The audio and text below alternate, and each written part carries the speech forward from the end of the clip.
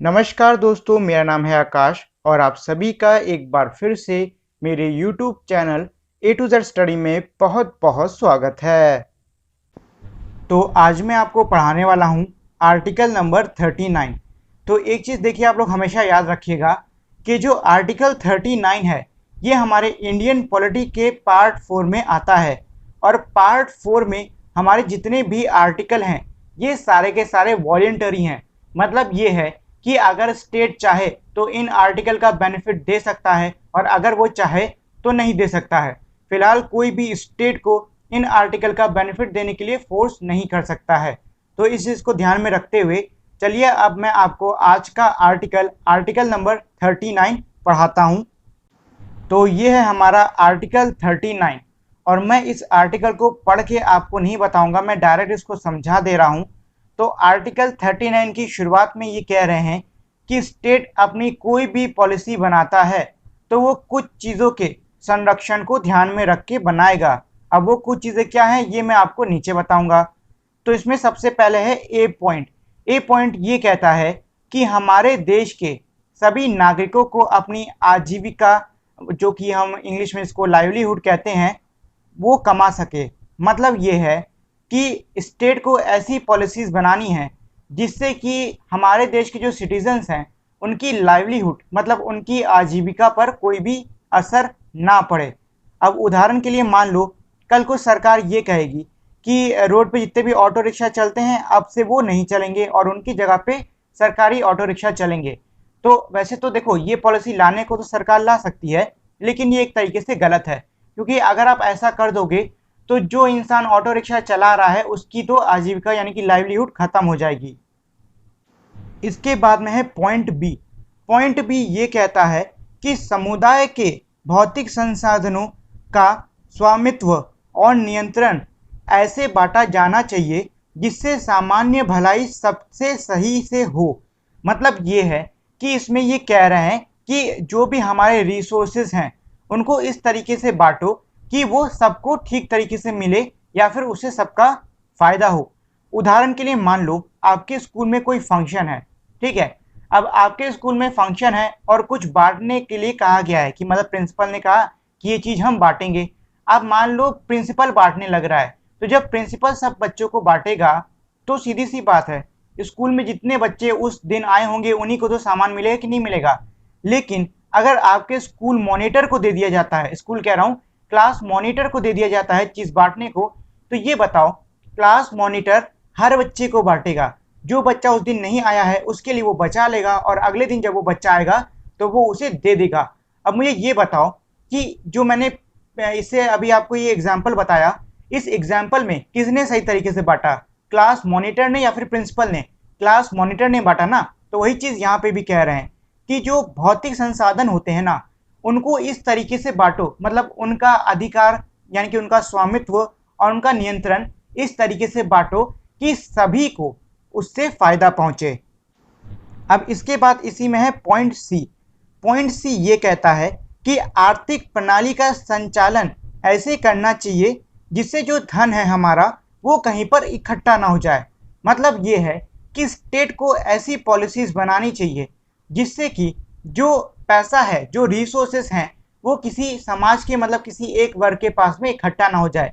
मतलब स्टेट को ऐसी पॉलिसी नहीं बनानी चाहिए कि जो अमीर है वो और अमीर होता जा रहा है, जो गरीब है वो और गरीब होता जा रहा है, बल्कि स्टेट को ऐसी पॉलिसी बनानी चाहिए जिससे कि सभी में जो धन है वो बटे। इसके बाद में है डी पॉइंट।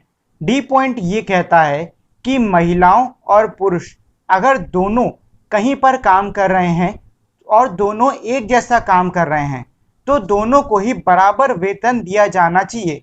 मतलब ये है कि अगर कोई काम महिला कर रही है और वही काम पुरुष कर रहा है तो जितना पैसा पुरुष को दिया जा रहा है उतना ही पैसा महिला को भी दिया जाएगा। मतलब दोनों की जो सैलरी है, मतलब दोनों की जो वेतन है उसमें भेदभाव नहीं किया जाएगा। मान लो कोई ऑफिस है, उस ऑफिस में 8 घंटे अगर कोई आदमी काम करके 8,000 कमा रहा है तो उसी ऑफिस में काम अगर कोई औरत करेगी तो उसको भी 8,000 रुपये मिलने चाहिए। मतलब यह है कि दोनों के वेतन में कोई भेदभाव नहीं किया जाएगा। इसके बाद है पॉइंट ई।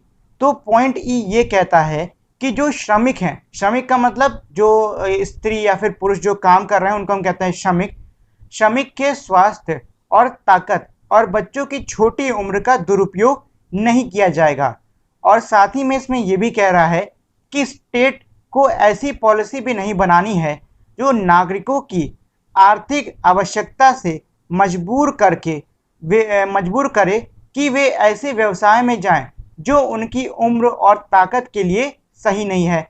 मतलब ये है कि ई में पहली चीज़ तो इसने ये कही है कि जो श्रमिक है, मतलब जो भी आपका लेबर है, उसके स्वास्थ्य और ताकत उसका दुरुपयोग नहीं होना चाहिए।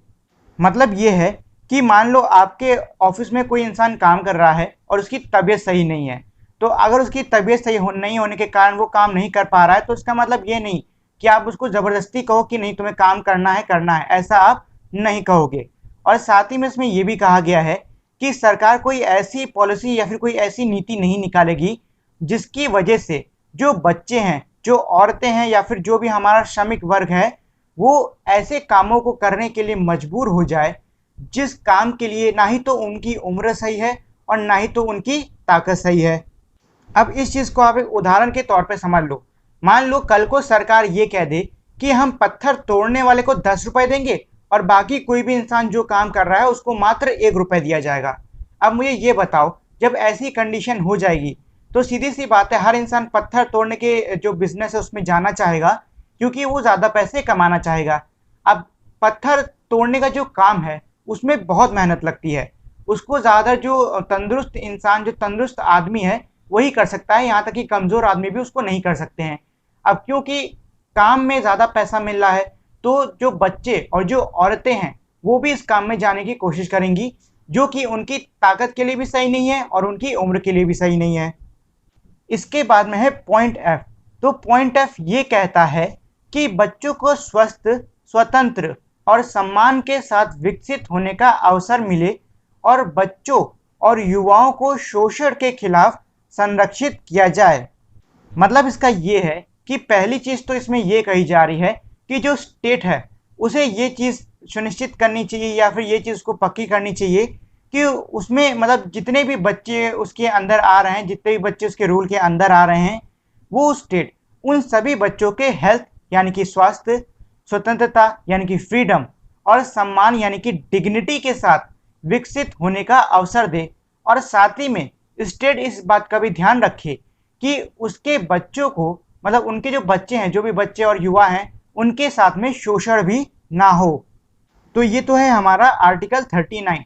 अब इसमें अमेंडमेंट करके आर्टिकल 39A भी जोड़ दिया गया है और ये है वो आर्टिकल 39A। ये कहता है कि सभी स्टेट को कानूनी सहायता मुहैया कराना होगा जिससे सभी को न्याय का बराबर अवसर मिल सके। अब इसका क्या मतलब हो गया? इसका मतलब ये है कि मान लो आपको किसी के खिलाफ केस करना है लेकिन आपके पास में पैसा नहीं है कि आप कोर्ट जाके केस कर सको, तो ऐसी हालत में जो सरकार है वो आपको वकील मुहैया कराएगी कि वो आपको रिप्रेजेंट करके जिसके खिलाफ भी केस करना है वो जाके केस करे और आपको उस वकील को एक भी रुपया नहीं देना पड़ेगा। उसकी जो भी फीस है वो सब सरकार उठाएगी। तो ये तो था हमारा पूरा का पूरा आर्टिकल 39। तो आज के लिए इतना ही। और अगर आप लोगों ने अब तक मेरी इस वीडियो को लाइक, शेयर और मेरे चैनल को सब्सक्राइब नहीं किया है तो इस वीडियो को लाइक कर दें, शेयर कर दें और साथ ही मेरे चैनल को सब्सक्राइब कर दें। तो इसी के साथ में हमारी आज की वीडियो यहीं पे ख़त्म होती है। मिलते हैं हम लोग अपनी अगली वीडियो में, तब तक के लिए नमस्कार।